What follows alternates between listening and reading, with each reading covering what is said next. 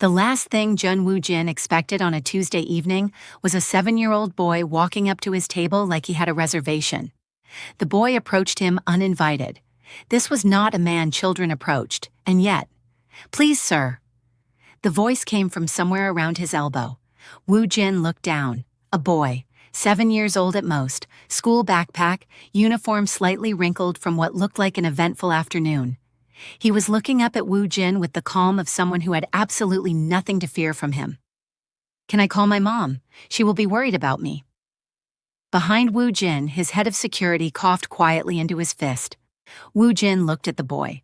His 3 men stared at him. The boy stared back at all of them, blinked once, and waited. Woo-jin picked up his phone from the table and held it out. He would think about why he did that later. The boy accepted it with both hands, the way children are taught to receive things from elders, then stepped slightly to the side, looked down to dial, and stopped.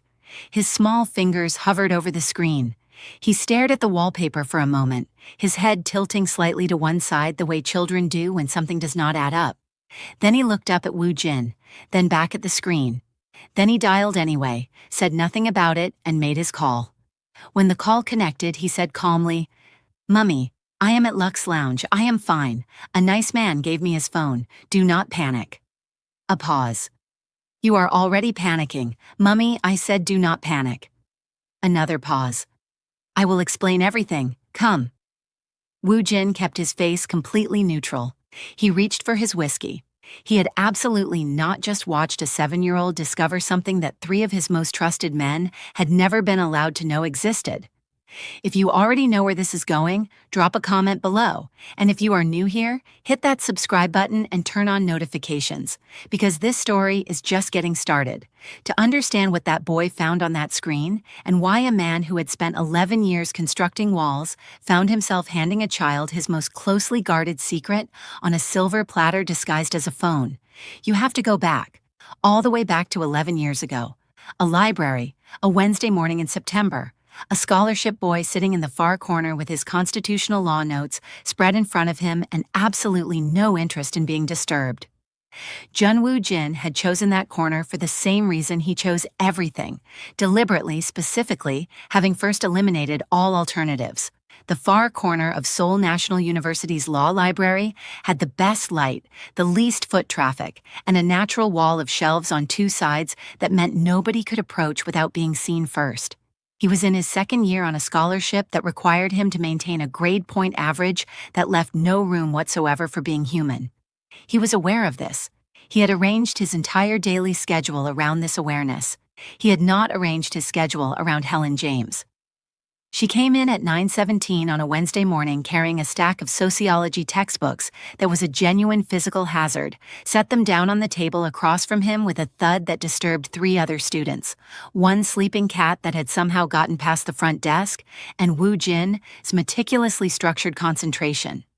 She stared at the top textbook for a long moment, then said to no one in particular, in a voice that carried the exhausted outrage of someone who had been wronged deeply and repeatedly, "I do not understand why Durkheim is still on this reading list. He has been dead for 100 years. What has he personally done for my GPA?" Woo-jin looked up. She had not been talking to him. She had been filing a formal complaint with the universe. But she caught him looking and raised one eyebrow. "Sorry," he said. "For what?" He thought about it for exactly 1 second. "Durkheim owes you that apology. The man has been inconveniencing sociology students for over 100 years and nobody has said anything." She stared at him. Then she laughed, the kind of laugh that escapes before a person can stop it, sudden and completely unguarded. And she pressed her hand over her mouth the moment it came out, as if she could push it back in. She could not push it back in. Her name was Helen James, 1st-year sociology. She was from a family that had money the way some people have weather, always present, never counted, just there when you needed it, and slightly oppressive when you didn't. She had a laugh that arrived before she could organize it, and eyes that noticed everything in the room before she spoke to anyone in it. His name was Jun Woo Jin, second-year law.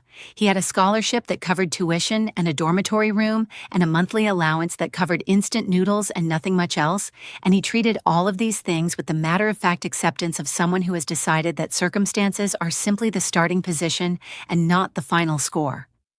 None of this was discussed in the library. In the library, there was only the work, and the fact that two people who keep choosing the same corner every single morning will eventually have to acknowledge that they are doing this. By the third week, they were talking between sessions. By the fourth, he was explaining legal theory to her in exchange for her explaining, with the particular clarity of someone who had always understood people instinctively, how social systems actually worked in practice, which turned out to be more useful to his law studies than he had expected. She helped with his understanding of the human behavior that sat underneath all his legal frameworks. He helped with her essays. She was sharp and quick and already knew more than she let on, which was something he noticed and said nothing about, because he was paying attention even when he appeared not to be. He was always paying attention. What he pretended not to notice, for 2 weeks, was that she had also started bringing food, not making a thing of it. Just arriving with a container that happened to have extra in it, setting it beside his books with the casualness of someone leaving their keys on a table and saying nothing about it. The first time he argued, she ignored the argument and walked to her side of the table. He ate the food. The second time he argued. She had already opened her textbook by the time he finished the argument. He ate the food. The third time he said nothing and she said nothing and they both ate and nobody acknowledged what had just quietly become a thing. By September, they were standing outside his dormitory after the library closed every night, talking for 40 minutes about things that sounded unimportant and were the most important things. By December, when snow fell on the university grounds and she slipped on the ice outside the administration building and he caught her by the elbow, and they stood there for a moment longer than catching someone required, longer than balance required, longer than courtesy required. Everyone around them understood what was happening, including both of them. He named it first. Standing in the small garden behind the arts faculty at 11 at night, her breath making small white clouds in the cold air, both of them fully aware of what was happening and neither of them having said it yet. He said what it was, directly without decoration, the way he said everything that mattered, and she kissed him before he finished the sentence. What followed were 3 years that both of them, in their separate silences in later years, would return to the way people return to the last place they remember being completely uncomplicated. 3 years of studying side by side and arguing about case law that became arguments about everything, and then long silences that were more comfortable than most conversations. 3 years of him arriving at the gate of her family home, a large, settled house belonging to a family that had been large and settled for generations, and her father, James Williams, opening the door. James Williams was a man built like someone who had decided early to occupy space and had never reconsidered the decision. He would open the door and look at Woo Jin. Just look for a long and specifically uncomfortable moment. Then step aside. He never said he liked Woo Jin, but he always left a bowl of fruit on the coffee table before finding something urgent to attend to in another room, which meant that whatever his face was saying, his hands were telling the truth. Woo Jin had no family left of his own. His father had died when he was 16, and his uncle, a man with precise hands, small, careful eyes, and a conscience that appeared to have been removed quietly at some point and never replaced, had arrived the morning after the funeral and claimed everything. The house, the businesses, the accounts, all of it documented, transferred, legally watertight before Woo Jin had finished understanding what had happened. He fought it the way a 16-year-old fights a grown man with lawyers, which is to say, he fought hard and lost completely, and he took the bus to his first day of university on a scholarship 2 years later with one bag, no safety net, and a decision made very quietly somewhere inside him that he would never be powerless again. He told Helen this in pieces, over months. She never flinched. She listened with the focused, complete attention she gave to things that mattered, the kind of attention that made a person feel like the room had rearranged itself to face them. And when he finished, she looked at him and said, "Your uncle sounds like a truly extraordinary specimen of human selfishness." And he laughed longer than he had laughed in years. Then came graduation, June. The graduation hall buzzed with noise and movement, black gowns everywhere, cameras flashing, families pulling graduates close. The particular relief that comes from surviving something long and difficult and being allowed to say so out loud. Helen had spent the morning with her department for the formal ceremony, and Woo Jin had found her afterward, in the scatter of graduates collecting for photographs, her gown slightly crooked and her face bright with the uncomplicated joy of someone who had worked very hard for something and had now received it. She was laughing at something a classmate had said, looking the way she always looked to him, like the room was marginally better for having her in it. He walked over and straightened her crooked gown without asking. She caught his hand and held it for one moment.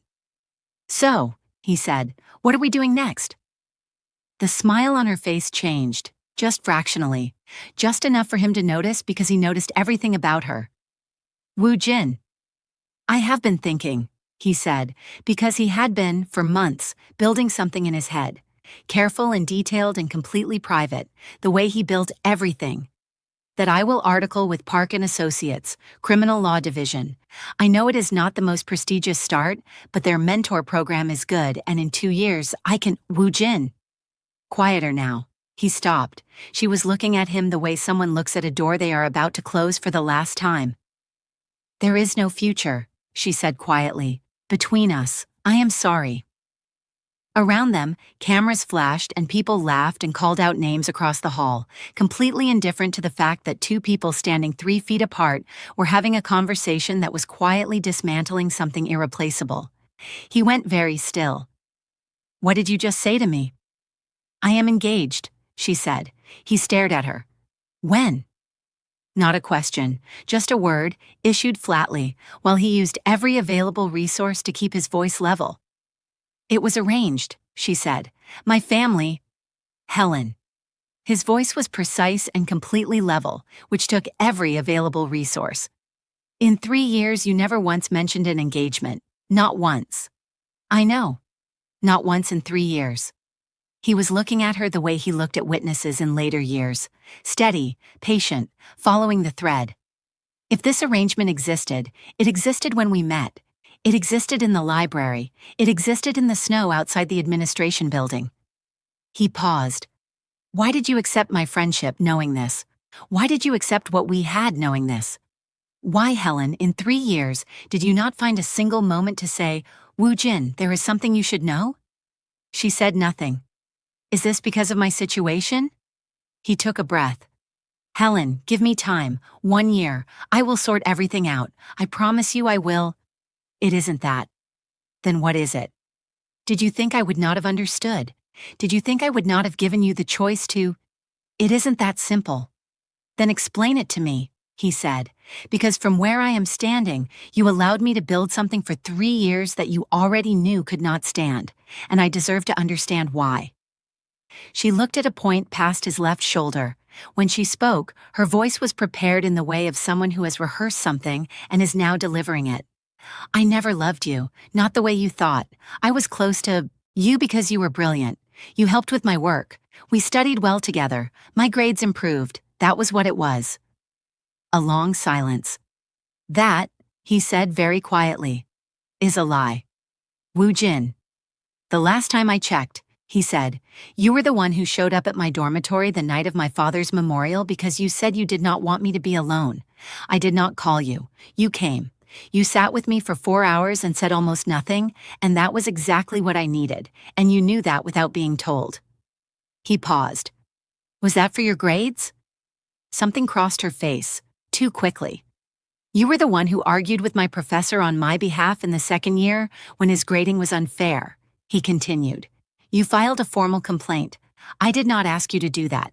You did it because you were angry on my behalf, and when I told you it was unnecessary, you looked at me like I had said something deeply foolish." He looked at her. "Was that a study strategy?" "Woo Jin, please." "You cried," he said. "When I told you about my uncle. You cried and you thought I had not noticed because you had turned slightly toward the window." "I noticed." He stopped. "I noticed everything, Helen. For 3 years I noticed everything." So when you stand here and tell me it was about your grades, you need to understand that I know every single word of that is a lie, and I think you know I know, and I want you to tell me the real reason, because you owe me that much." "I am a generous person," she said. Her voice did not shake. He was a law student. He knew a prepared statement when he heard one. "I care about people. That is not the same as loving you." He said nothing.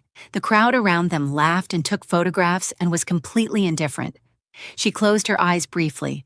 When she opened them, she had rebuilt whatever she had started to let down.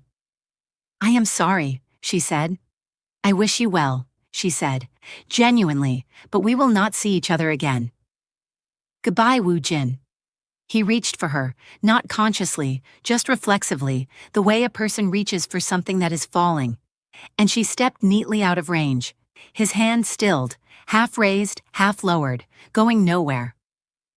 He stood in his graduation gown in the hall watching her walk away, and he did not call after her, and he did not follow, and he did not understand any of it, because some things cannot be argued back into existence no matter how skilled you are with an argument. What he did not know, standing there in the graduation hall with his arm not quite finished extending, was that Helen James was already 6 weeks pregnant with his child, and she was about to board a plane to London with a secret she would keep for 7 years, that her father had sat her down 3 months prior and reminded her, gently but firmly, of an alliance that had existed before she had arrived at university, an arrangement between families with histories and debts and obligations that existed on a scale that did not accommodate a scholarship boy from a stripped estate, no matter how brilliantly he argued or how carefully he loved his daughter. That she had been carrying this information through every library morning and every dormitory doorstep conversation and every long cold evening in the garden behind the arts faculty, and the weight of it had eventually become more than she could hold while also holding everything else, and he did not know, could not know, that the thing she had said in the garden, the night he first named what was between them, the thing she had said against his mouth before he finished his sentence, was still the truest thing she had said to anyone. He lowered his arm eventually. He walked away. Now. The man who had known all of this, or suspected it, or refused to examine it carefully enough to confirm it, was Yu Jaemin. Yu Jaemin was the kind of man who arrived in a room and immediately assessed the square footage. He was the second son of the Yu family, whose wealth was the old quiet kind that does not announce itself but is present in the weight of things. The furniture, the art on the walls, the way doors were opened before you reached them. He was polished in the specific way of someone who had been polished since birth, and he was accustomed to getting what he wanted, not through force or argument but through patient, organized persistence, the way water gets through stone, slowly and without drama until the stone simply gives way. He had known about Helen James since before she started university. The alliance between their families was the kind that had been discussed in drawing rooms by fathers who understood that certain things were decided at a level that children would eventually grow into and accept. He had not been in a hurry. He was a patient man. He could afford to be. 3 weeks after graduation, Helen's body began sending her very clear messages every morning. By the 2nd week, she knew. By the 3rd week, she had confirmed it and sat in her childhood bedroom with the test on the bed beside her and looked at the wall for a long time. Her parents found out on a Thursday. Her mother went very still and reached for the arm of her chair. Her father stood in the middle of the kitchen looking at his daughter with the expression of a man who had already suspected and had been hoping to be wrong. "Who?" he said, not as a question but as a formality. Helen looked at the floor. James Williams closed his eyes briefly. When he opened them, they were the eyes of a man who had made a decision. He pulled out a kitchen chair and sat down, and when a man like James Williams sat down in the middle of a crisis, it meant the decision was done, and what followed was only the announcement. It was in the middle of all of this that Yu Jaemin came to the house. He sat in James Williams's living room, legs crossed, entirely composed, and informed the assembled family that he was prepared to be reasonable about the situation. He used the word reasonable 3 times in 4 sentences, which was its own kind of sentence. Helen sat across from him in the chair with her hands folded in her lap and her expression arranged in the way of someone who has already made a decision and is waiting for the meeting to conclude. "I am prepared to accept the circumstances," Jaemin said, with the generosity of a man donating to a cause he did not particularly believe in. The child will have my name. We can move forward. Helen looked at him for a long moment. Dream about it, she said. Jamin blinked. I beg your pardon? Dream, Helen said pleasantly with the serene tone of someone who has chosen peace over war and discovered that the two are not actually different. About ever marrying me. Dream vividly, with great detail and full color, and then wake up, Jimin, because it is not going to happen. She stood, smoothed her skirt, and left the room. Jimin recrossed his legs and smoothed his jacket and told himself she would come around. He was very good at telling himself things. It was, in retrospect, his most consistent and his most expensive skill. James Williams sat with his daughter that evening. He did not say he had made an error. He was not a man who said things like that, not because he lacked the capacity for honesty, but because he expressed honesty in other ways, through action and decision rather than declaration. London, he said. No. Your master's program was accepted. There is a branch of our business there. It needs someone competent and it needs it now. He looked at her. You are competent. Papa. You will go, he said. You will have the child there, and then we will assess from a clear head what comes next. Woo Jin would want to know, Helen said quietly. He is the father. He should want to know what? James Williams said. Not unkindly, not harshly, just steadily, with the weight of a man who has looked at the numbers and done the mathematics of love versus practicality and arrived at an answer he does not entirely like but believes is correct. What will he do with the knowing, Helen? He has nothing. His family took everything. He is rebuilding from zero. I will not send my grandchild to grow up on good intentions while this man finds his footing. He looked at her. You are going to London. You will complete your master's. When things are settled, we will talk about next steps. Papa, I have said what I have said. Helen looked up. He pulled in a breath. When he spoke again, his voice was lower, steadier, the voice of a man who has chosen deliberate over reactive. I am not saying he would not want to know. I am saying that wanting to know and being in a position to give this child what it needs are two different things, and right now, that boy has nothing. He said it without cruelty, as a fact. Give it time. And the alliance? On hold, he said. But Helen, Jamin's family has expectations. This cannot be on hold indefinitely. She looked at her father. He looked back at her with the face of a man who loves his daughter and has made a calculation that he believes is correct and is only slightly less certain than he is appearing. She went to London. She had Alex on a Tuesday morning, 7 pounds 4 ounces, calm from the first breath, looking around the delivery room with the alert, assessing the expression of someone who has arrived somewhere and is already forming opinions. She held him and looked at his face and saw the jawline immediately, precise and familiar, and pressed her forehead against his, and did not cry about it because she had already done that privately months ago and had moved past it into the practical business of what came next. What came next was 7 years of raising Alex James alone, and she turned out to be extremely good at this, in the way that people are sometimes good at the things they did not choose, but accepted completely. Alex grew. He grew the way his father had grown, focused, precise, with the specific kind of calm that reads as unusual in children because it is not blankness, but is instead the surface of something working continuously underneath. He was reading chapter books at 4 and solving logic puzzles that came with instruction manuals written for adults, which he did not read because he felt the instructions were a form of cheating. At 5, he corrected his teacher's arithmetic in class with the polite delivery of someone bringing a minor administrative error to the attention of the relevant department. At 6, he developed a personal philosophy about green pepper, which he described as an assault on the senses and refused to negotiate on.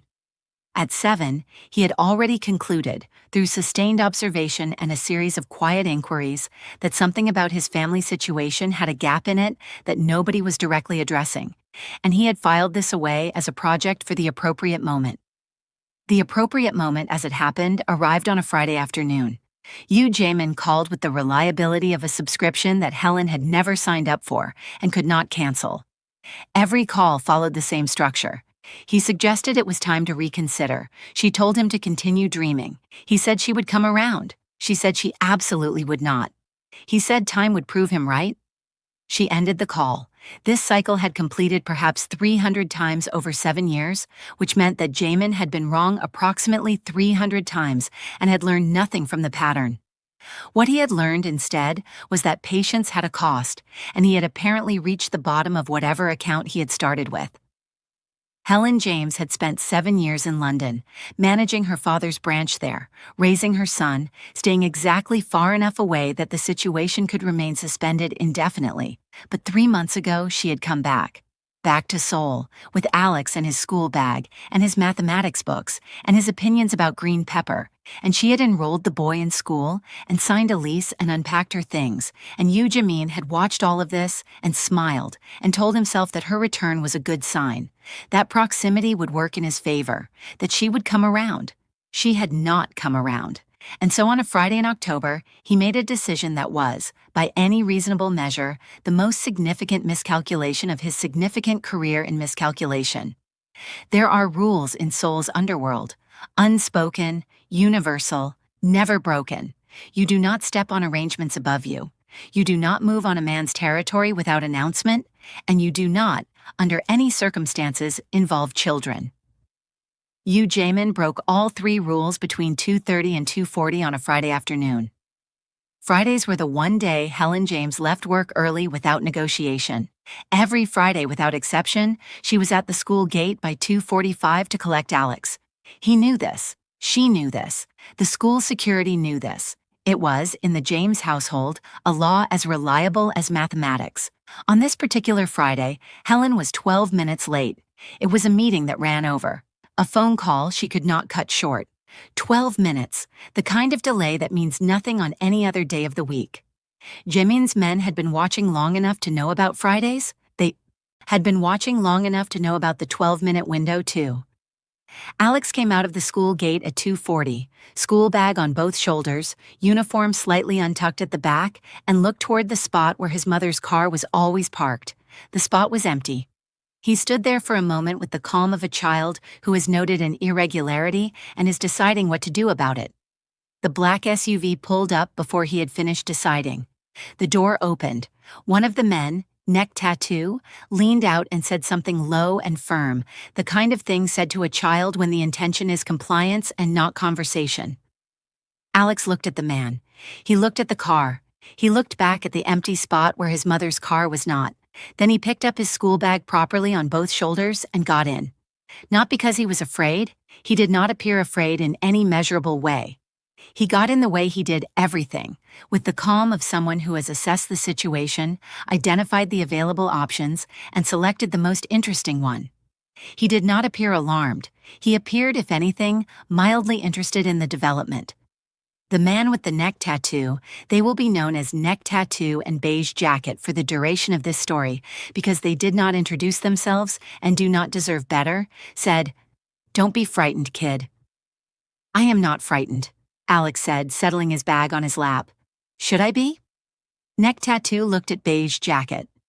"We are just taking you somewhere," Beige Jacket said. "Where?" "Somewhere safe." Alex considered this. That sentence is usually said by people taking someone somewhere that is not safe. I have read extensively on the subject. He looked out the window. "Where specifically?" Nobody answered. "All right," Alex said, with the acceptance of someone who has asked a reasonable question and received an unreasonable response and has decided to gather information through other means. He turned to Neck Tattoo. "What is your name?" Neck Tattoo said nothing. "My name is Alex. I am 7 years old. I attend Greenfield Primary. My favorite subject is mathematics because it has rules, and people who follow rules win, and people who break them lose. It is very consistent." He looked at the tattoo on the man's neck with genuine scientific interest. "How long have you had that?" "Kid.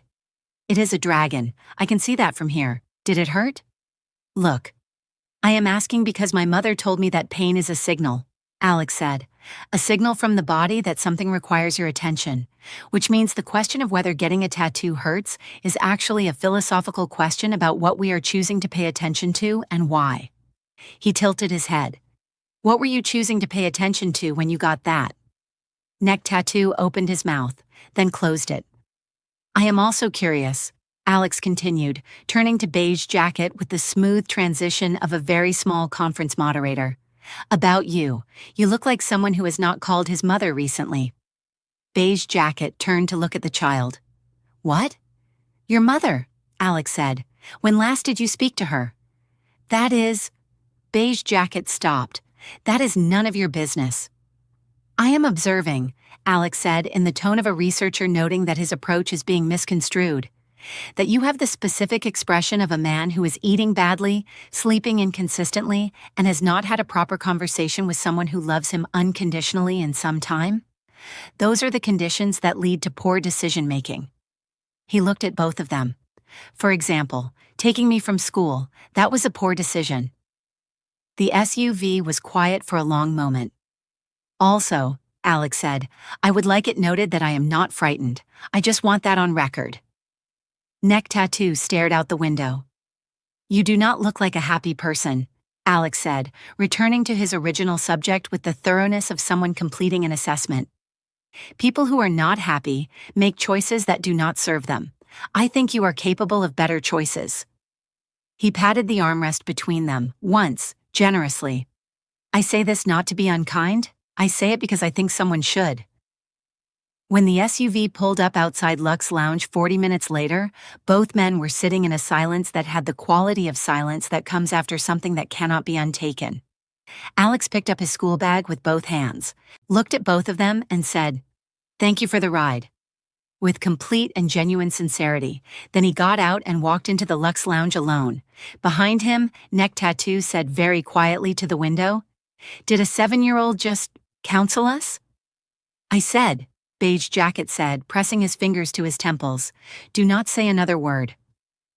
Inside Lux Lounge, a place Junwoo Jin came to on Friday evening specifically because its corner table had leather chairs, low lighting, and the kind of professional discretion that allowed a man to meet quietly with contacts who could not be seen in an office. Korea's most feared man was mid-conversation with his most trusted informant in the city's financial district, a quiet man in a gray suit who was sliding a document across the table and saying in a very low voice, things that would have caused several prominent families in Seoul to experience significant digestive discomfort if they had heard them. This was what Junwoo Jin had come to Lux Lounge to do on this particular Friday afternoon.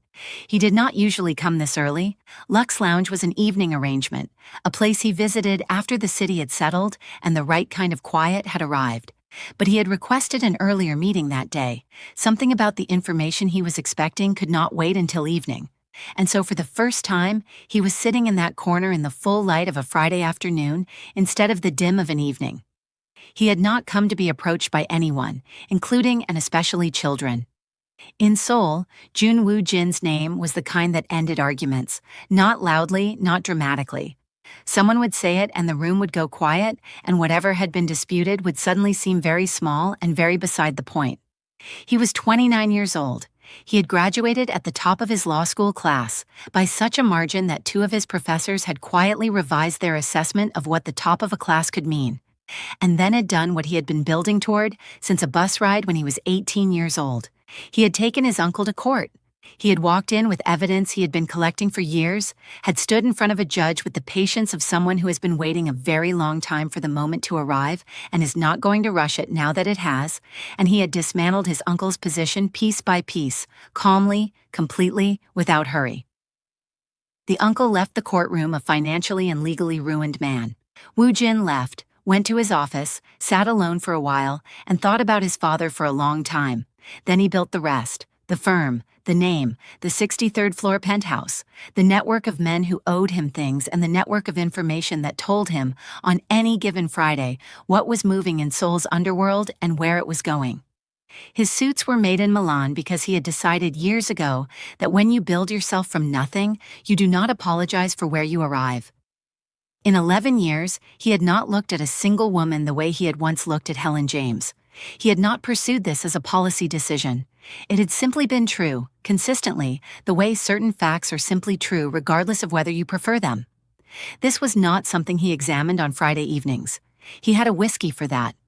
He was reaching for it when a small voice said, from approximately the height of his elbow, "Please, sir, can I call my mom? She will be worried about me." He looked down. The boy standing at his table had a school backpack on both shoulders, a uniform that told the story of an interesting afternoon, and the expression of someone who has assessed the situation and found it manageable. He looked up at Woo Jin with the calm of someone who had decided, probably in the 3 seconds it took to cross the room, that this man was not going to be a problem. Behind Woo Jin, Ko Sun-woo, his head of security, 6 years of service, a man who had witnessed things that would rearrange the average person's relationship with their own nervous system, coughed quietly into his fist. Woo Jin looked at the boy. His 3 men stared at the boy. The boy stared back at all of them, blinked once, and waited. The informant in the gray suit was looking at his own hands with the expression of a man who has suddenly remembered somewhere else he needs to be, and had gathered his document and departed before anyone formally acknowledged that the meeting was over. Woo Jin picked up his phone from the table and held it out. He would think about why he did that later. The boy accepted it with both hands, the way children are taught to receive things from elders, then stepped slightly to the side, looked down to dial, and stopped.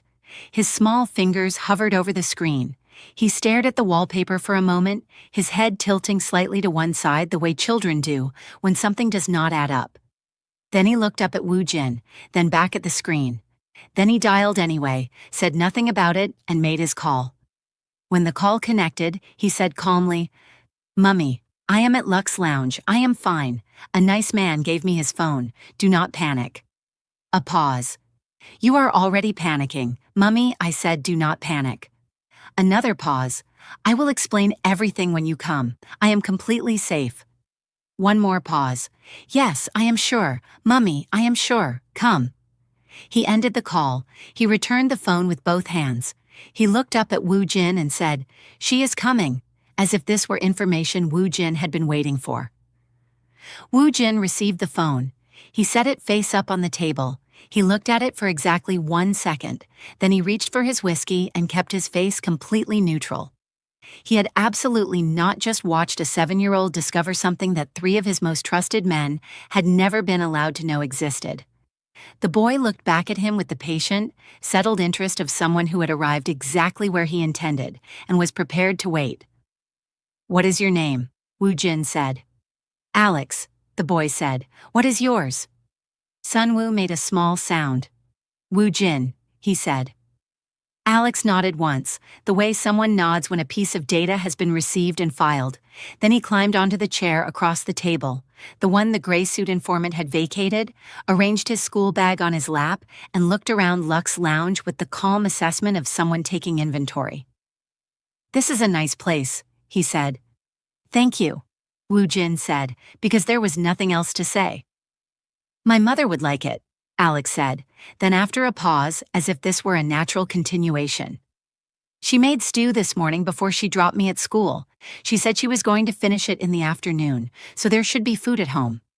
He glanced at Woo Jin. "In case you were wondering." "I was not wondering," Woo Jin said. "Good," Alex said pleasantly. They sat.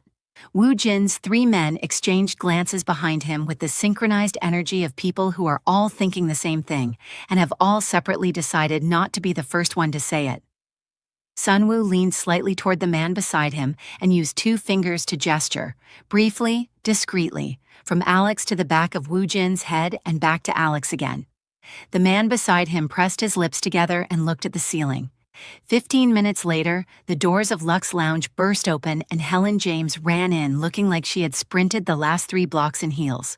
Her hair was everywhere, her lipstick was slightly off-center, and she was gripping a waitress by the arm, asking with rapidly escalating volume whether she had seen a young boy. About this tall school uniform, serious face, very calm for a child, answers to the name Alex. "Mummy!" Alex stood and waved across the lounge like he was flagging down a bus. Helen's eyes found him. Her shoulders dropped with relief. She crossed the room in long strides, arms already open, and then she looked up from her son's direction. And she saw Woo Jin. The relief evaporated. Her stride broke for exactly half a second. Her face rearranged itself with the speed and precision of someone who had been caught off guard and was now choosing architecture over vulnerability. Building walls in real time, plastering them smooth, painting them neutral. By the time she reached the table, she was composed. Professional, polite. She pulled Alex into a hug, kissed his forehead, exhaled into his hair, and when she finally straightened and looked at Woo Jin, her expression said clearly and without a single word, "I have never seen this man in my life." Woo Jin leaned back in his chair and looked at her. She looked right through him. He almost smiled. "Thank you so much," she said, to a point approximately at his collar. "We will get out of your way." "Mummy," Alex said, "he is my friend. Was very kind to wait with you," Helen said, carefully not looking at Woo Jin. "We are very grateful. We are leaving." "He is not a stranger," Alex said, with the settled tone of someone presenting an argument he has already won internally. "I know his name. He knows my name. We sat together for 15 minutes. That is a friend." He looked up at his mother. "Also, everyone else in this lounge looked at me and walked past. I asked 2 people before him, and they pretended they did not hear me. He stayed and he helped. That means something, Mummy." Woo Jin picked up his whiskey. He was, objectively, enjoying this very much. He was not going to show that. Helen looked at her son, then at Woo Jin, then at the space approximately 12 inches above Woo Jin's left shoulder. "He should come with us," Alex said. "Alex." "Not to drop us, just so he knows where we live," Alex said, with the reasonable tone of someone resolving a logistical matter. "So that when he wants to visit his friend another time, he already knows where to come." Helen produced a sound that was not a word in any language, but communicated several things clearly. "I don't want to impose," Woo Jin said, pleasantly picking up his jacket. He said it at exactly the right moment, in exactly the right tone, the tone of someone who knows they are not imposing and is simply following the correct social script. "You are not," Alex said immediately, turning to him with full conviction. "Mummy, tell him he is not imposing. He really does not need to. He stayed when everyone else walked past," Alex said. "We cannot say thank you and leave. That is not how we treat people who are kind to us. You taught me that." Helen opened her mouth. She closed it. "You did teach him that," Woo Jin said, because he absolutely could not help himself. Helen looked at him for the first time directly. "Don't," she said. She stopped, took a breath. "I am sure this gentleman has somewhere to be." "Do you have somewhere to be?" Alex asked Woo Jin directly. Woo Jin looked at Helen. "Nothing urgent," he said. Alex spread his hands as if the matter had been resolved by a competent authority. "See." Woo Jin raised both hands, retrieved his jacket, and stood. Ko Sunwoo, who prided himself on noticing things, leaned toward the man beside him again as they filed out of the lounge and used one finger to point, very briefly, from Alex to Woo Jin and back again. The other man's eyebrows rose. Neither of them said anything. They valued their continued employment and all its associated benefits. In the car, his car, which had appeared outside Lux's lounge with Sunwoo at the wheel within 3 minutes of Woo Jin typing something into his phone, Alex sat in the back between Helen and the window and provided running commentary on everything they passed, the best route given current traffic, the estimated time it would take a person walking at a normal pace to cover the same distance, a brief history of a building they drove past that he had studied in class 2 weeks prior, and, delivered with the casual confidence of someone sharing publicly available information, the fact that his mother had started the stew before dropping him at school and would need to finish it, and there was a full pot, and it was a very good stew. "Alex," Helen said in a voice that was very carefully not loud. "It is factual information," Alex said. "He does not need to know about the stew. He might be hungry." "He is not? Are you hungry?" Alex asked Woo Jin directly. Woo Jin, who was sitting in the front passenger seat and had spent the last several minutes looking at the road with the focused expression of a man who is absolutely not smiling, said, "A little." "See?" Alex said. Helen pressed her fingers to her eyes. "Sir," Sunwoo said from the driver's seat, very quietly. "No," Woo Jin said. "I only wanted to—" "Whatever you are about to say, Sunwoo, no." Sunwoo drove in silence for 4 seconds. "He has your jawline, sir, precisely." "People," Woo Jin said in his flattest voice, "are too in this world. Drive." Sunwoo drove. In the back seat, Alex looked out the window and said nothing, but the corners of his mouth moved, very slightly, briefly, in a direction that had nothing to do with innocence. At Helen's apartment, Alex ran immediately inside to change, leaving Helen and Woo Jin in the entry hall with 2 feet of space and 11 years sitting in the air between them like furniture nobody had agreed to purchase. Helen crossed her arms. "You did not have to come." "Your son wanted me to know where you live," Woo Jin said, setting his jacket on the back of a chair with the ease of someone who has decided to be comfortable and is not negotiating about it. "He is 7. Last week he invited our building security guard to his own birthday party." "Did he come?" "That is not—" She stopped, exhaled through her nose. "Why are you pretending not to know what is happening here?" He raised one eyebrow. "I'm sorry?" She stopped, because she was the one who had been pretending. Since the lounge, she was the one pretending. "Are you avoiding me?" Woo Jin said. "I don't know you," she said, smoothly, practiced. He looked at her for a long moment. Then he said very quietly, "Wow." Then after a pause, "Interesting." And then he stepped past her and sat down in her living room.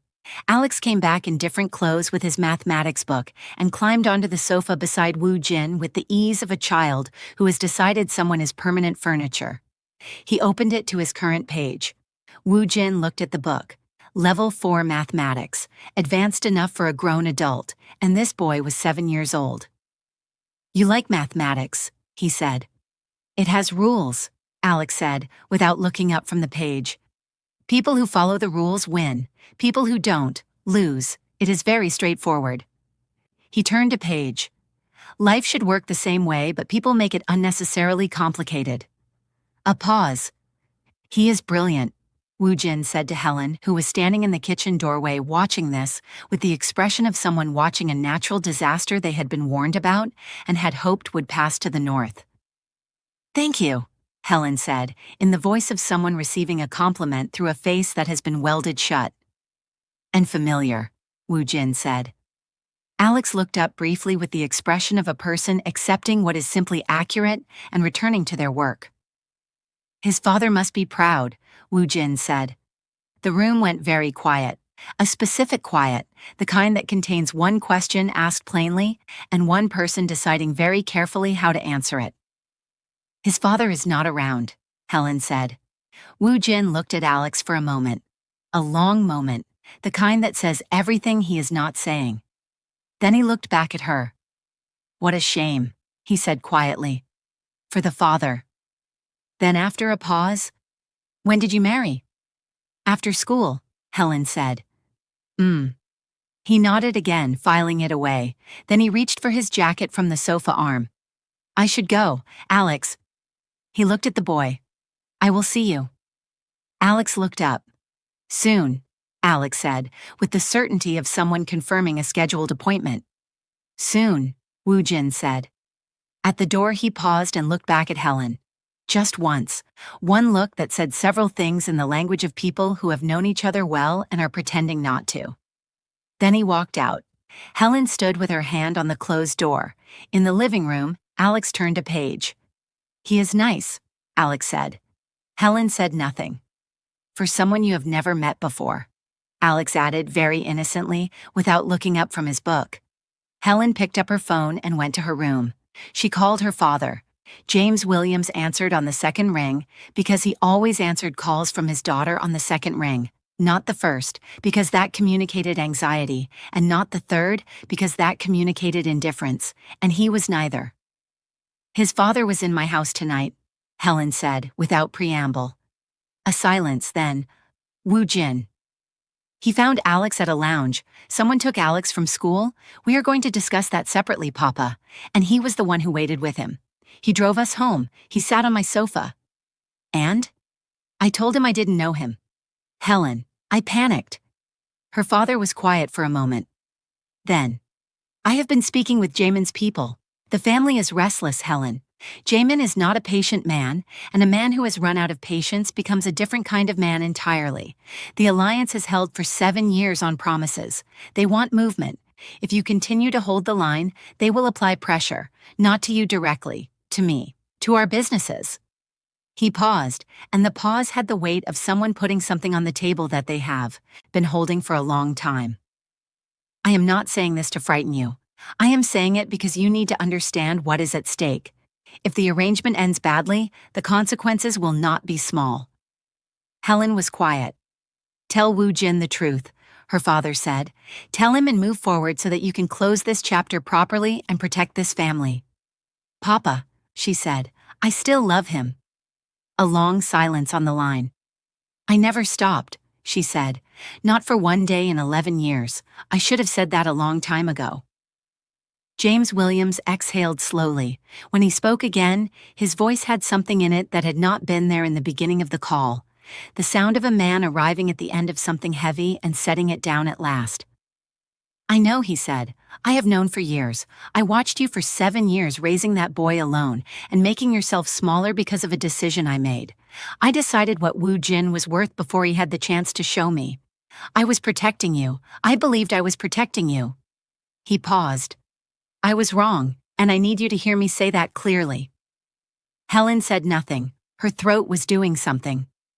Tell him the truth, her father said again. All of it, and then build something. You have wasted enough time going in circles around a thing you should have walked toward 11 years ago. He ended the call. Helen sat in the quiet of her room. She did not call anyone. She sat with the weight of it for a long time, and then she got up, walked to the kitchen, and dished Alex's food.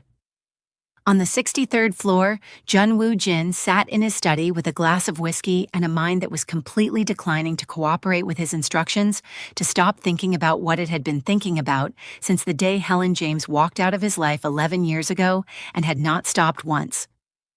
He thought about the phone screen and the small fingers hovering over it and the head that tilted to one side the way children tilt their heads when something does not add up. He thought about a jawline he recognized from a mirror, attached to a 7-year-old boy who sat and read advanced mathematics the way other children watched cartoons. He thought about after school. His father is not around, and the two things sitting together in a shape he could see clearly and was choosing not to confirm yet, because confirmation required him to also feel something about it, and he was not ready for that. He thought about Helen looking through him like a wall, like a stranger. 11 years and she had looked at him like a stranger? His hand tightened around the glass. The glass cracked. He looked down. A thin fracture ran up the side from where he had gripped it. He loosened his fingers and the glass gave way completely, and a shard caught his palm before he could pull back, and he sat in his 63rd floor study and looked at the thin, bright line of blood on his hand and thought, with great clarity, that he needed to stop thinking about Helen James immediately. He thought about her for another hour. The next morning, his phone rang at 8:16, unknown number. Uncle Woo Jin, Alex said in the tone of someone opening a meeting. Woo Jin looked at the screen, put it back to his ear. Alex. Uncle Woo Jin, are you free this evening? How did you get this number? You gave me your phone at the lounge, Alex said, with the patience of someone explaining something to a person who should already know. I called my mother with it. I memorized your number then. When we got home, I saved it into her phone. A pause. It seemed useful to have. Woo Jin looked at the ceiling. You saved my number. Yes. Without asking. You were right there. Alex said reasonably. I did not think you would object. Another pause. Do you object? Woo Jin said nothing for a moment. Are you free this evening? From somewhere in the background, Helen's voice. Alex, I did not say you could. For dinner, Alex continued over his mother. You should come. Is your mother aware of this invitation? She is very happy to have you, Alex said. I look absolutely no such. Helen's voice very close now. She said it is fine, Alex said. I can hear your mother, Woo Jin said. She is aware, Alex said. That is not the same as agreeing, Woo Jin said. She is in the process of agreeing, Alex said, with the confidence of someone who monitors processes and knows where they are heading. 7 o'clock. Do you know the address? Alex, give me that phone. You know the address, Alex confirmed on his own authority and ended the call. Woo Jin put the phone down. He looked at the ceiling, then he picked up his coffee. Sunwoo knocked and entered. He was carrying a folder and wearing the expression of a man who has something to report and is calculating the safest angle of approach. Regarding the boys, sir. No, Woo Jin said without looking up. I only wanted to, Sunwoo. Sir. Whatever you're about to suggest, Woo Jin said, turning a page of the document in front of him. The answer is no. Sunwoo placed the folder on the desk and stepped back.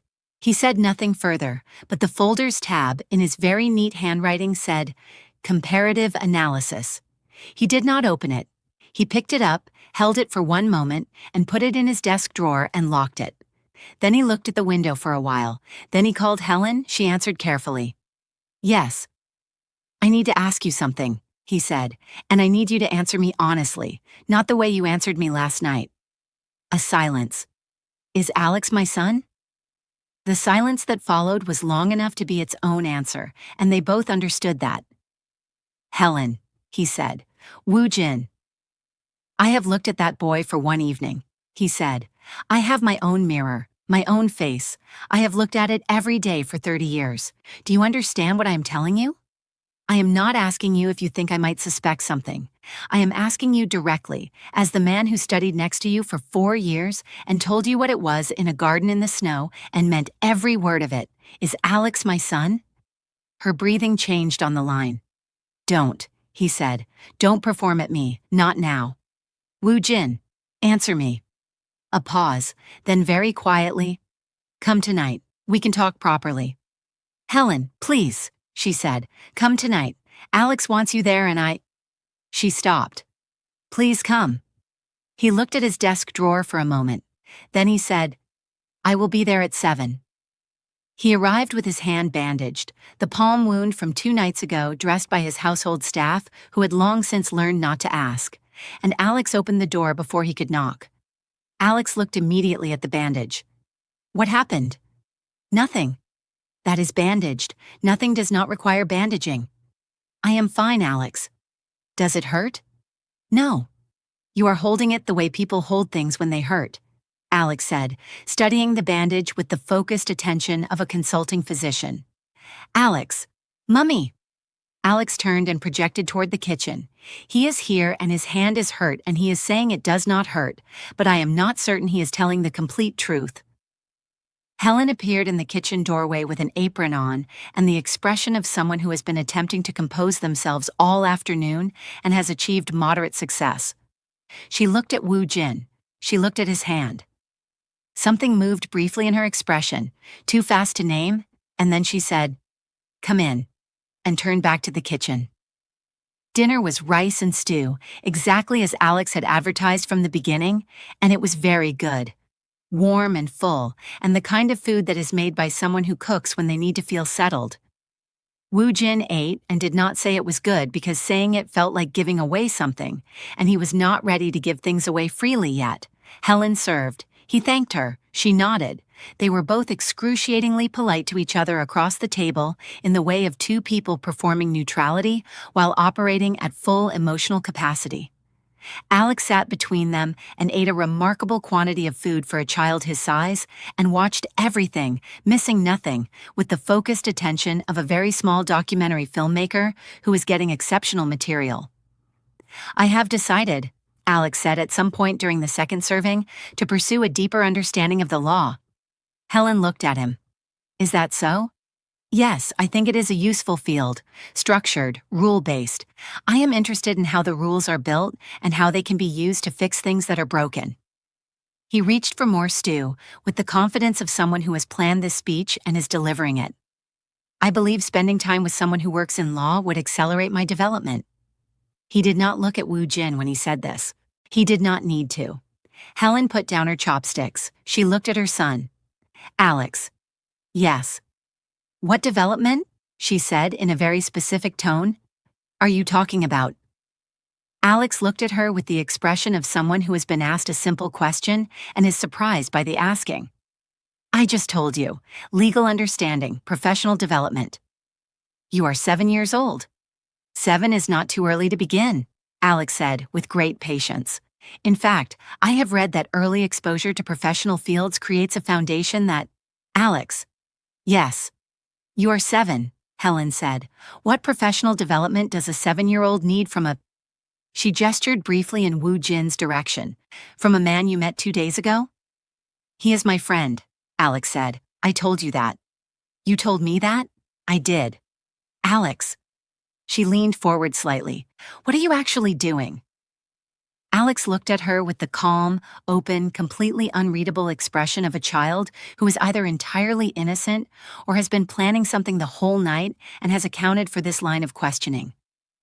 I am having dinner with my mother and my friend, he said, and I am pursuing my development. He looked between them. Is there something confusing about that? Helen looked at him for a long time. Alex ate his stew. He is not wrong, Woo Jin said, which was deeply unhelpful. Do not, Helen said, encourage him. I know what you are only doing, Helen said, and that was the end of that, and they both had more stew. It was at this point that someone knocked at the door. Helen's expression changed, very slightly, just enough. She set her chopsticks down with the care of someone who is making sure they do not make a noise, and said she would get it, in the tone of someone who already knows who is there and has decided something about it. Woo Jin heard her open the door. He heard the brief silence, then her voice, very controlled. What are you doing here? And a man's voice, smooth, composed, the voice of a man who has never been turned away from a door and has mistaken this for a universal law, said, I was nearby. I thought I would see how you are. Alex tilted his head toward the door. He looked at Woo Jin. That is Jaemin, he said, in the tone of someone issuing a weather report. He comes sometimes. Mummy does not like it, but she is very polite. Woo Jin looked at the door. The man who walked in behind Helen was wearing a suit with no visible wrinkle, the kind of suit that suggests either obsessive care or a very organized personal assistant, and moving through the room with the proprietary ease of someone who has decided in advance that they belong wherever they happen to be. His eyes swept the room and found Woo Jin and stopped there. Helen was talking. We are in the middle of dinner, Jaemin. It really isn't. I'll join you, Jaemin said pleasantly and sat down, the four of them at the table. Jaemin across from Woo Jin, Helen beside Alex, Alex between everyone, looking from face to face with the expression of a scientist who has just confirmed his hypothesis and is taking careful notes. Jaemin looked at Woo Jin with the particular attention of a man doing arithmetic he does not like. Then he smiled, the kind of smile that is actually a question wearing a smile's clothing. I don't believe we've met. No, Woo Jin said and picked up his chopsticks. And you are here because… Dinner, Woo Jin said. Jaemin looked at Helen. Helen looked at her bowl. Alex looked from Jaemin to Woo Jin to Jaemin again, with the bright, careful attention of a researcher observing an experiment that is developing exactly as predicted. Very interesting, Alex said to himself, very quietly. Jaemin attempted several conversations. Each one was actually a different version of the same conversation, which was, who are you, why are you here, and what are you doing near something I consider mine? Woo Jin answered each one with the exact number of words required and not one more, in the tone of a man who could end this in several ways and has chosen the most sociable available option because there is a child at the table. Alex ate his third serving. Eventually, Jaemin put his chopsticks down. Helen, he said, could I speak with you for a moment? Privately. We are eating. It will only take a moment. She looked at him for a long moment. Then she put her chopsticks down and followed him into the corridor. Alex and Woo Jin sat at the table. More stew? Alex said. Sure, Woo Jin said. Alex served him with the efficiency of someone who has done this many times.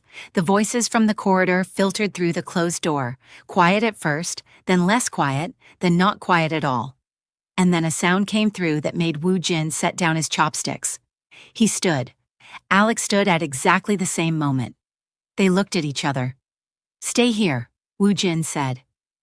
Alex sat back down. He did so immediately and without argument, which told Woo Jin that Alex had understood what was happening and trusted him to handle it, and that understanding went somewhere specific and settled in. He opened the corridor door. Jaemin had Helen by the upper arm, both hands, a grip that had traveled well past the territory of conversation.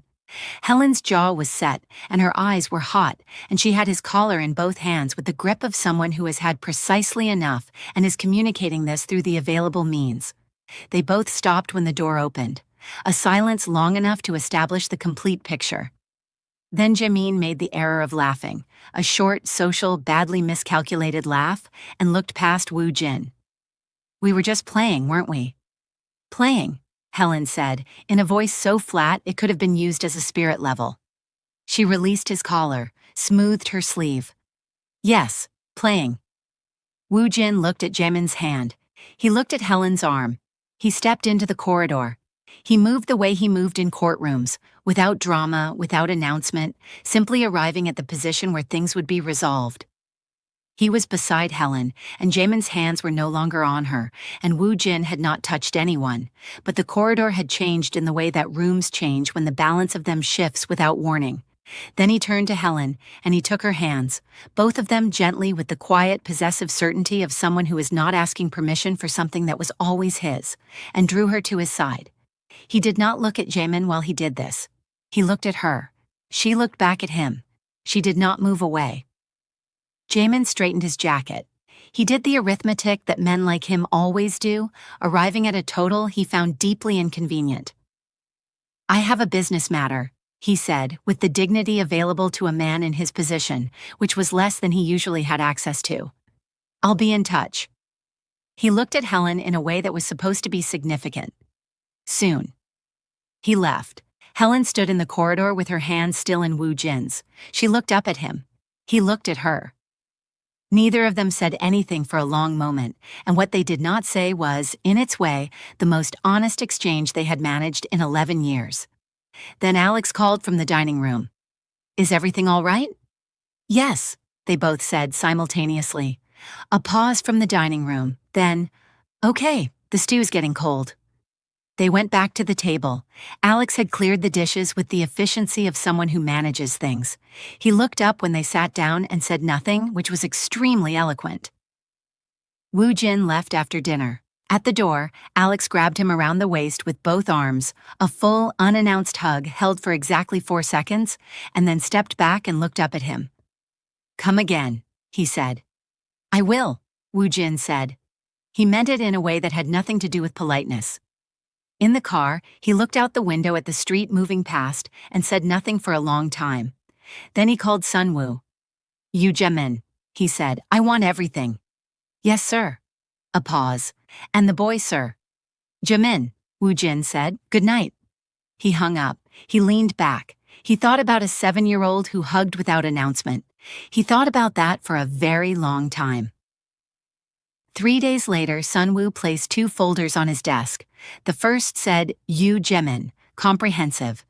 The second had a smaller tab that Sunwoo had written in a slightly different pen, as if he had added it later after thinking about it.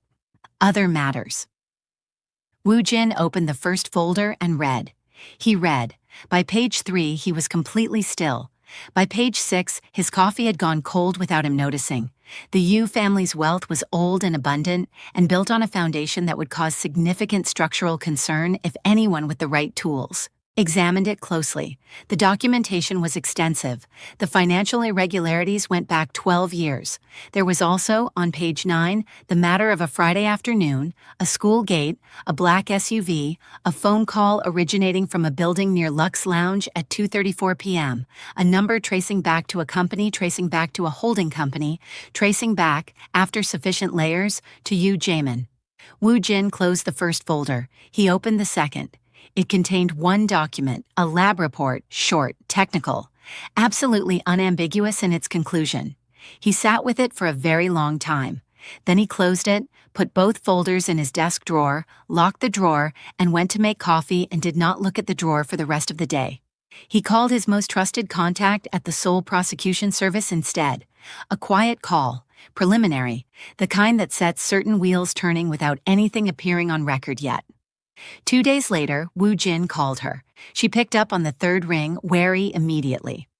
"Alex is at school?" he said. "Yes, why?" "Have dinner with me tonight, just us. Can he stay with your father for the evening?" A silence. "Woo Jin, you don't know me," he said, "so dinner with a stranger should be no trouble." A longer silence. "I'll send you the address," he said. 7:30. She didn't say yes, but she didn't say no. She came. She wore black. She had always worn black when she wanted to feel certain about something. and she sat across from him at a quiet table in a small restaurant that had 4 other tables and no one he needed to be seen or not seen by, and she held the menu the way people hold things they are deciding whether to put down. "Stop," he said. She looked up. "We have known each other too long," he said, "for you to perform at me across a dinner table." "Woo Jin." "I'm not angry," he said. "Whatever you have been preparing yourself for me to say." "I'm not." A pause. "I can see it.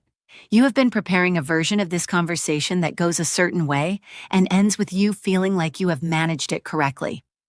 He looked at her steadily. "I am asking you not to do that. I am asking you to talk to me the way you used to talk to me, which was directly and without editing." She looked at him for a long moment, and then, for the first time since Lux Lounge, her face stopped performing and just was. Tired, and underneath the tired, something else, something that had been there for 11 years and had not moved. "Alex is your son," she said.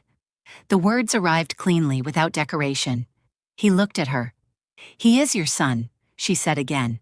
"He has been your son since a June morning 11 years ago, and you deserve to know from the first day, and I am sorry, Woo Jin. I am deeply, genuinely sorry. I told myself I was protecting him. I told myself you had nothing, and that love without stability wasn't." She stopped. "I was wrong, and I watched you build everything from the outside for 7 years and understood I was wrong, and then it was 7 years and I did not know how to—" "Come back," he said. She looked at him. "You did not know how to come back," he said. "Yes." She pressed her fingers briefly to her mouth. "Exactly that." He was quiet for a moment. He turned his water glass on the table slowly, once, and set it straight.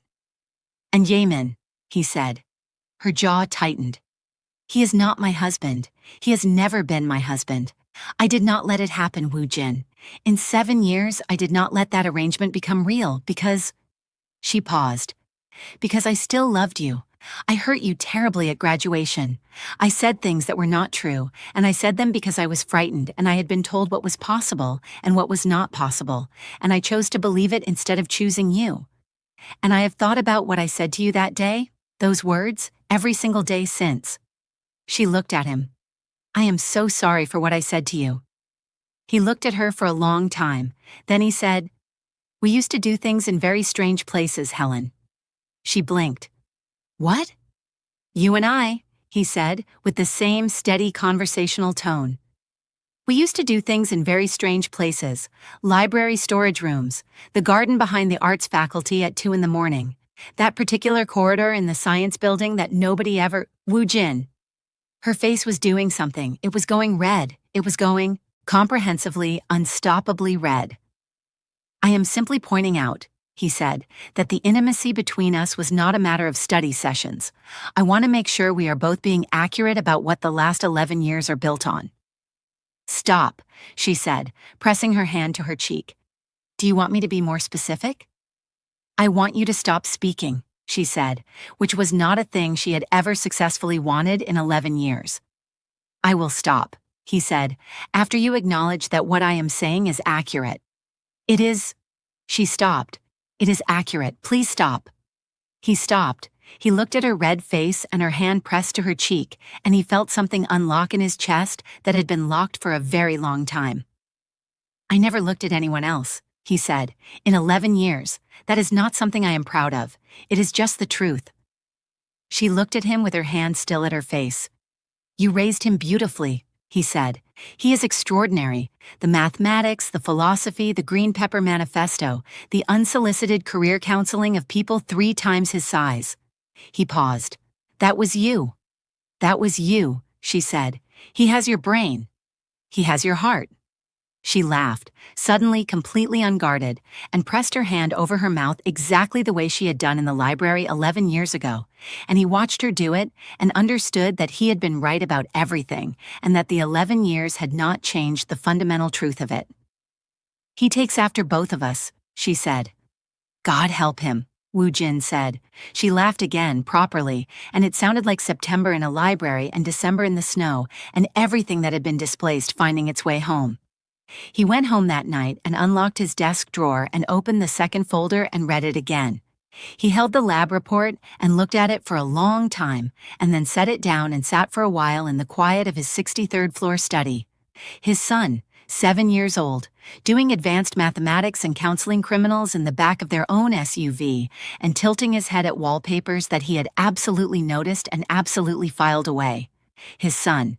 He sat with it until the quiet had done what quiet does, which is hold things until they settle. If you think Alex is done, you are wrong. This boy has a plan, and he has had it since the moment he tilted his head at that phone screen. Drop a comment and tell me what you think he is going to do next. And if you are not subscribed yet, hit that button and turn on notifications, because what comes next will make everything you just watched make perfect sense. Now, while Woo Jin and Helen were carefully, painstakingly finding their way back to each other over honest conversations and very good restaurant food, Alex James had been busy. He had known the truth for approximately 4 weeks, since in fact the evening he had looked down at a phone screen in Luxe Lounge, seen his mother's face on a stranger's wallpaper, tilted his head, and filed the information away with the precision of a 7-year-old who understood instinctively that some things are more useful when they are kept quiet and worked with slowly. From that evening forward, Alex James had been running a very deliberate operation. The operation included inviting Woo Jin to dinner, calling Woo Jin from his mother's phone, sitting between them at every opportunity, asking pointed conversational questions that highlighted their compatibility, reporting on his own academic achievements directly to Woo Jin, and waiting for appropriate pride, which Woo Jin expressed in small measured amounts that Alex accepted as correct and then requested more of. It also included one Thursday morning at breakfast, when Alex put down his spoon, looked at his mother across the table, and said very calmly, "Is Jun Woo Jin my father?" Helen inhaled her coffee, wholly, completely, into the wrong passage. She spent 30 seconds recovering. Alex waited. He was very patient. He had the patience of someone who has already arrived at the answer and is extending the courtesy of an official confirmation. Helen set down her cup. She opened her mouth. She looked at her son, who sat with his hands folded and his chin slightly raised, and the expression of a 7-year-old who has done his research and is not going to be destabilized by a non-answer. No words came. Alex nodded slowly. "Okay," he said. He picked up his spoon and returned to his breakfast with the settled air of someone who had received the confirmation they needed delivered in the format they expected. "Alex, it is okay, Mummy," he said, with the serenity of someone who has already processed the information and moved on to next steps. "I think he is a good person. He makes you stop frowning when he is around. That is a reliable indicator." He ate a spoonful. "Also, he has my eyes, or I have his. It depends on which direction you approach it from." He looked at her. "Either way, the mathematics is clear.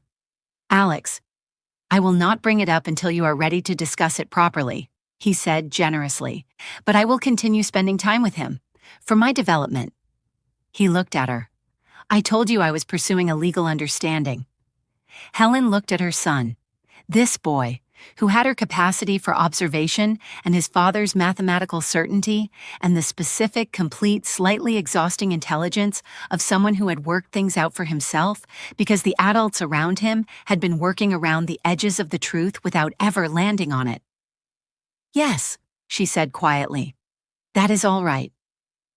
Alex nodded once, ate his breakfast, and looked, if anything, mildly satisfied that the project was proceeding on schedule. From that morning forward, he operated with full certainty. He called Woo Jin regularly. He demanded Woo Jin's presence at school events. He showed Woo Jin his mathematics results and expected a reasonable level of paternal pride, and Woo Jin provided it in the exact right amount, and Alex accepted this as correct and requested more, and Woo Jin provided more, and this pattern continued until one afternoon, Alex introduced Woo Jin to his class teacher as "my father," pending confirmation, who is excellent at mathematics, which was entirely accurate and everyone present knew it, including Woo Jin, who heard it from 2 steps behind and went very still, and then examined his own shoes for a moment and said nothing. Sun Woo, walking beside him, also said nothing. He had learned over 6 years when to speak and when to simply be present and allow his employer to experience things. Meanwhile, in the broader world, Yoo Jae-min was losing. He could feel it the way a man who has held power for a long time can feel the edges of it beginning to thin. Jun Woo-jin, whom he had dismissed years ago as someone without family or backing or the particular weight that mattered in Seoul, was apparently everywhere now, near Helen, present in circles that Jamin had considered his own, and connected, according to contacts who were beginning to sound nervous in a way they had not sounded nervous before, to movements in the prosecution service that were pointing in a very specific direction. He called off the engagement formally because he was a man who understood that leaving first was less costly than being removed. Then he called James Williams and made financial demands. Settlement, compensation for years of patience. He wanted what the alliance had promised, in money if not in marriage. James Williams, whose liquid assets were tied up in businesses that were suddenly and inconveniently experiencing external pressure, from the same direction as Jamin's own suddenly and inconveniently very scrutinized family accounts, found himself standing at the edge of a very deep financial problem. He did not call Helen. He was a man of a generation that did not call daughters for help, but she heard it in his voice when he called on a Sunday evening to ask how she was, the very controlled quality of a man holding something very heavy and pretending it is nothing. She called Woo-jin before she had finished the thought. He picked up on the first ring. "My father," she said. "I know," he said. "Sunwoo sent me the numbers this morning." A pause. "Do you want me to handle it?" "Can you?" "I have already started," he said. "I wanted to ask you first."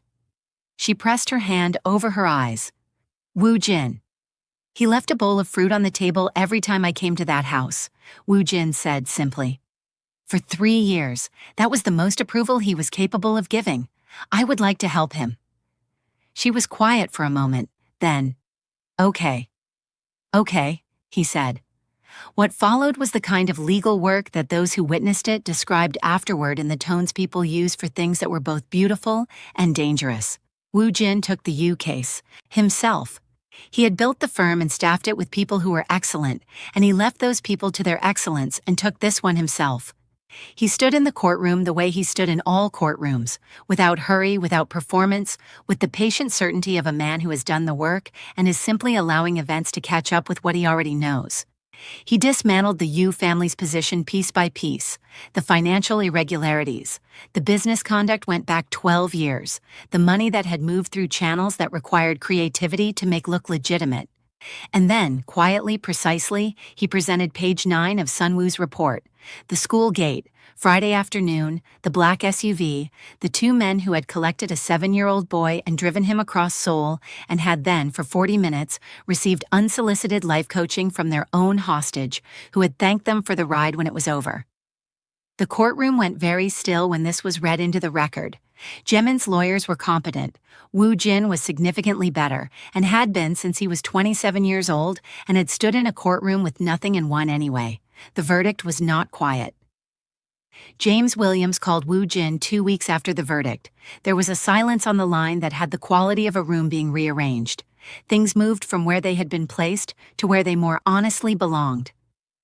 "Thank you," James Williams said. "It was the right thing," Woo-jin said. Another silence. Longer. "I made a mistake," James Williams said. "Years ago, I judged you before you had become what you were going to become. I decided your value before you had the chance to show it. I told myself I was protecting my daughter and my grandchild." He stopped. "I was wrong. I want you to hear me say that clearly." Woo-jin said nothing for a moment. Then, "I understand, sir." "James," said James Williams. It was the first time in 11 years. "My name is James." A silence that had the specific quality of a door opening that had been closed for a very long time. "James," Woo-jin said. Helen found out about the call that evening when she arrived at Woo-jin's penthouse for dinner, a dinner that Alex had also invited himself to, citing the need to inspect the 63rd floor personally and verify whether the view was as good as it looked in photographs. Her father called while she was removing her coat. He reported, calmly and in the tone of a man who has arrived somewhere after a very long walk and found it worthwhile, that Woo-jin was a good man and she should stop wasting time. "Papa," she said. "I have said what I have said," James Williams said, and ended the call. Woo Jin, who had been standing near enough to hear, went back to the kitchen without comment. Alex, who had been standing at the floor-to-ceiling windows performing what he described as a comprehensive assessment of the view, turned around. He looked at the kitchen. He looked at his mother. He looked at the apartment with the focused approval of a property surveyor who has found something that meets his criteria. "Is this where we live now?" he said. "No," Helen said. Alex looked at the view, looked at Woo Jin through the kitchen doorway, looked back at his mother. "For now," he said, with the certainty of someone updating a schedule, and turned back to the window. Helen looked at Woo Jin. Woo Jin looked at his stew. "Alex," Woo Jin said. "Yes," Alex said from the window. "Come and sit down. I am completing the assessment." "Complete it from the table." Alex came to the table, sat, and continued looking at the view from there. "The assessment is positive," he reported. "I approve of the location." Helen pressed her hand over her mouth. Woo Jin brought the soup to the table. He looked at her. She looked at him. And between them, Alex helped himself to food with the deep satisfaction of someone who has been working toward a goal for several months and can see it clearly. "Helen," Woo Jin said. She looked at him. He did not say anything complicated or prepared or elaborate. He simply looked at her, the way he had always looked at her, since a library in September, from a garden in the snow, since a June morning when he had stood with a dropped hand in the graduation hall and watched her walk away. He looked at her like she was the room adjusting itself to be better for having her in it. "Right here," she said, quietly. "I know," he said. Alex, observing this from across the table with the expression of a researcher confirming a successful outcome, said, "Good," and served himself more soup. What came after was not dramatic. There was no grand announcement. There was just the daily, ordinary business of two people choosing to stop going around something and go straight toward it instead. Woo Jin taking her hand at a crosswalk one evening and not letting go.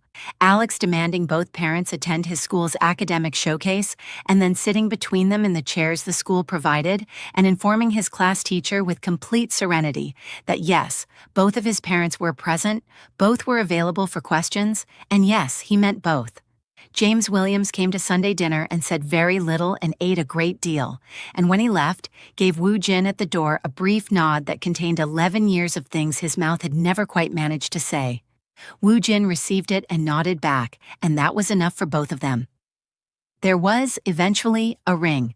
Woo Jin had it for 5 months before he did anything with it, because he was, as it turned out, a man who walked into courtrooms and underworld negotiations without extensive preparation, but needed to rehearse this particular conversation 4 times before he felt that he had it right. He did not need 4 rehearsals. Helen said yes before he finished the question. She said it quietly and with the conviction of someone who arrived at an answer 11 years ago and has simply been waiting for the question to catch up. Alex, who had been in the corridor with the stillness of someone who had positioned himself specifically, knocked and came in. He looked at Woo Jin. He looked at his mother. He looked at the ring. "Finally," he said. "You are supposed to be asleep," both of them said at exactly the same time. Alex looked between them with the deep satisfaction of a researcher confirming a successful outcome. "Good night," he said, and went back to bed looking extremely pleased with himself. The wedding was small, family, and the people who had over the years become the same thing.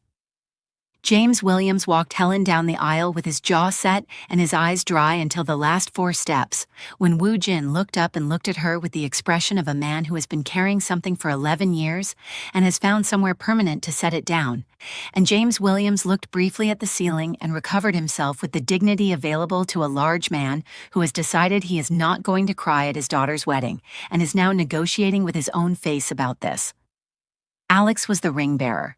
He carried the pillow with both hands and walked in measured steps and looked straight ahead with the gravity of someone who understands the weight of the responsibility they have been entrusted with.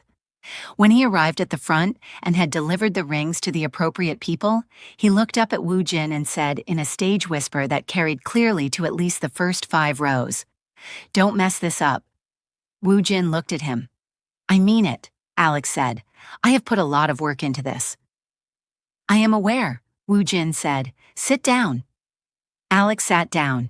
He sat down with the expression of someone whose project has reached its intended conclusion and who is very satisfied with the outcome and would like it acknowledged, but is willing to wait for the appropriate moment.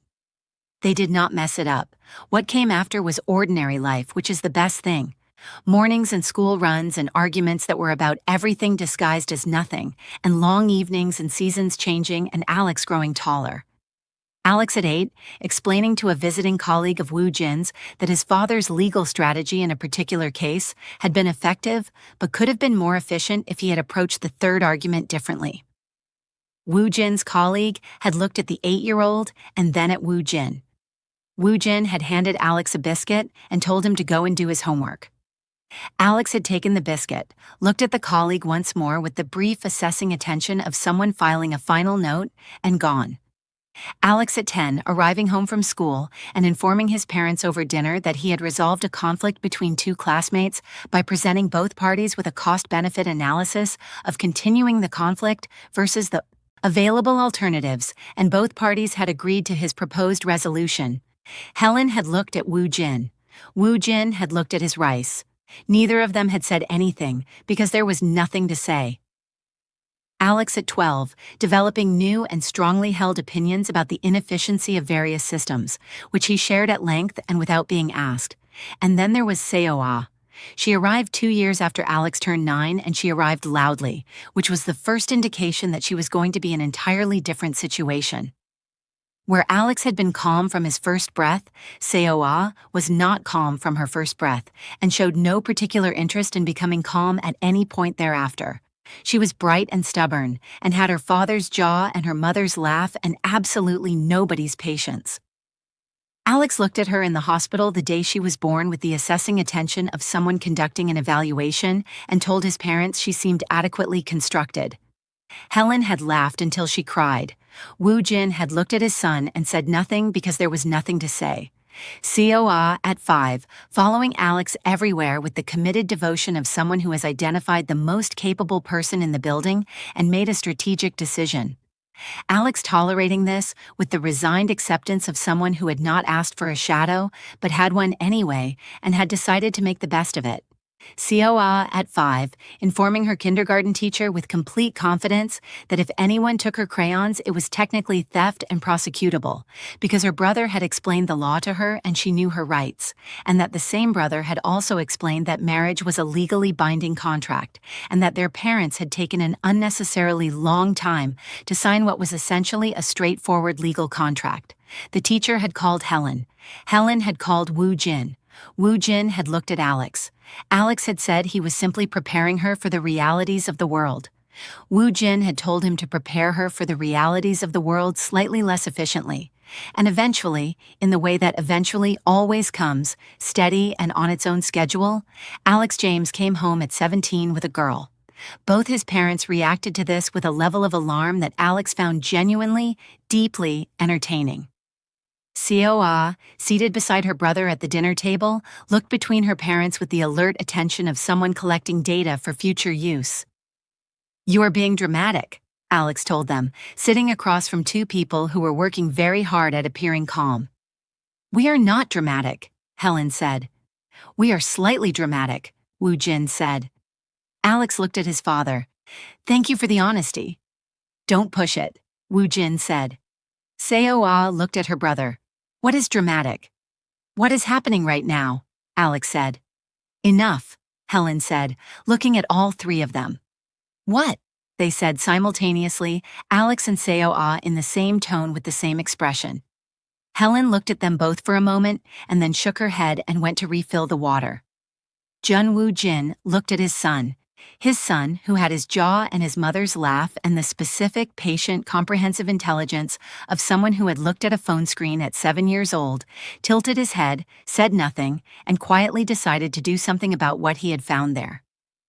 "She is going to ask about the girl," Alex said. "I know," Woo Jin said. He paused. "I am also going to ask about the girl." Alex looked at him. "I am your father," Woo Jin said. "That is my right." Alex looked at him with the expression he had inherited from his mother. One eyebrow, one moment, completely sufficient. "You," he said. Who handed a 7-year-old stranger your phone in a lounge are going to ask about my judgment? Woo Jin opened his mouth. He closed it. I thought so, Alex said. Seo-ah looked between her father and her brother. What phone? She said. Mind your business, Alex said. You always say that, Seo-ah said, and it is never actually my business that I am minding. Helen came back with the water and looked between all three of them. What did I miss? Nothing, they all said simultaneously in the same tone. She looked at them.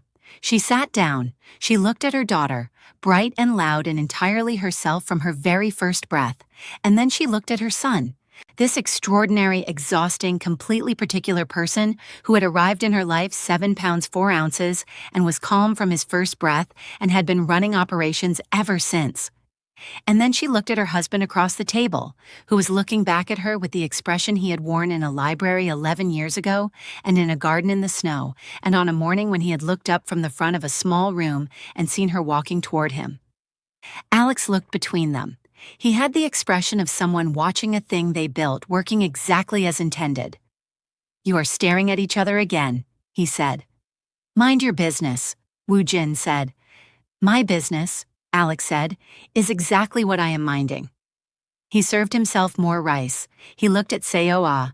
She was already serving herself more rice too, watching their parents with the same expression he was wearing. He looked at her. She looked at him. Something passed between them that had no name but did not need one. I have always minded it very well, he said. He had, from the very beginning, and on a Tuesday evening when a phone screen said what words had not, and a small boy tilted his head and said nothing and made a decision. He had minded it extremely well, and that, from start to finish, had made all the difference. If you made it to the end of this story, you were exactly the right person for it. Drop a comment and tell me, when did you figure out what Alex was doing? Because that boy knew from the moment he looked at that screen. Subscribe, hit the notification bell, and I will see you in the next one.